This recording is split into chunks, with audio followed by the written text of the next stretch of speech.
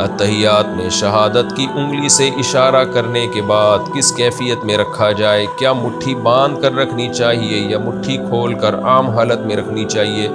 عطا اللہ ڈیرہ مراد جمالی۔ بہت ساری اس بارے میں روایات ہیں جن میں مختلف طرح سے علماء نے تطبیق دی ہے، تو اس میں جاؤں گا وہ تو بہت ہی لمبی بات ہو جائے گی۔ تو اس میں جو مفتی رشید احمد صاحب رحمہ اللہ کی تحقیق ہے اصل فتاوی کی، غالباً دوسری جلد میں پورا رسالہ ہے اس پر، اس میں بڑی زبردست انہوں نے پوری تحقیق لکھی ہے۔ اس تحقیق کا حاصل یہ ہے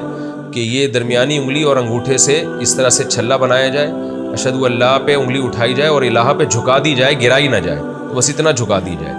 تو یہ طریقہ ان کی رائے ہے کہ سنت کے زیادہ قریب ہے، اور بھی فقہا کی اس بارے میں آ رہا ہے، کوئی بھی کسی رائے پر عمل کر لے ٹھیک ہے۔ احادیث میں اس بارے میں بہت وسعت ہے،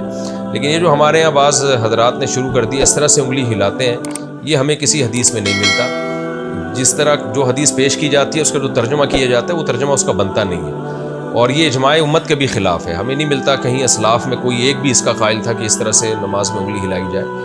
تو اس سے نماز میں توجہ بھی بڑھتی ہے۔ ہاں مالکیہ کے نزدیک اس طرح سے ہے نفی کی طرح کہ نفی کرتے کہ انگلی ہلانا، یہ تو ہمیں ملتا ہے، لیکن یہ والا جو ہے نا جو اس طرح سے ہمارے ہاں عام طور پر اہل حدیث حضرات ہلا رہے ہوتے ہیں، میں نے تو بہت اس بارے میں تحقیق کی ہے، مجھے کسی حدیث میں اس کا تذکرہ ملا نہیں ہے۔ ایک روایت ہے، اس کو مجھے ایسا لگتا ہے کہ وہ اس کا مفہوم جو سمجھ رہے ہیں نا اہل حدیث علماء، وہ مفہوم بنتا نہیں ہے، لیکن بہرحال اس میں مقصد اہل حدیث پہ طنز کرنا نہیں ہے،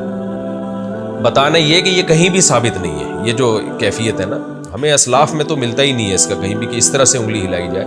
اور نماز میں اس پہ تشویش بھی بہت ہوتی ہے، کوئی ہلا رہا ہو آدمی کو تھوڑی الجھن ہوتی ہے، لیکن بہرحال یہ چھوٹے چھوٹے مسائل ہیں، ان پہ لڑنا طنز کرنا ٹھیک نہیں ہے۔ تو اگر کوئی ہلا بھی رہا ہے تو ہلانے دیں اس کو، اس کے ہلانے سے اتنا نماز میں خلل نہیں ہوتا جتنا آپ جب آپس میں بحث کریں گے اور پھر ان چھوٹی چھوٹی چیزوں پہ مناظرے بازی اور پھر چیلنج بازیاں، اس سے جو امت میں نا اتفاقی پیدا ہوگی وہ زیادہ خطرناک ہے۔ تو کوئی اس طرح رائے پر عمل کر رہا ہے تو کرنے دیں اس کو، آپ نہ عمل کریں، آپ وہی کریں جو ائمہ اربعہ کا مذہب ہے، جو قرآن و سنت کو آج کے لوگوں سے زیادہ سمجھتے تھے، اور اس پر بہت ساری احادیث بھی ہیں۔ وقت ملا تو انشاءاللہ میں اس پر پورے ریفرنس کے ساتھ احادیث کوٹ کروں گا اور پوری ڈیٹیل کے ساتھ انشاءاللہ میں اس کا مسئلہ بیان کروں گا۔ ابھی تو فی الحال یہ ہے کہ کسی نے دلائل دیکھنے ہو تو مفتی رشید احمد صاحب رحمہ اللہ کا بڑا زبردست رسالہ ہے اصل فتاوی میں، وہ دیکھ سکتے ہیں۔ اس میں جو ان کی تحقیق ہے وہ یہ کہ چھلا بنا کے نا انگلی اٹھائی جائے اور پھر اللہ پہ گرا دی جائے، جھکا دی جائے، گرائی نہ جائے، بس ایسے رکھی جائے،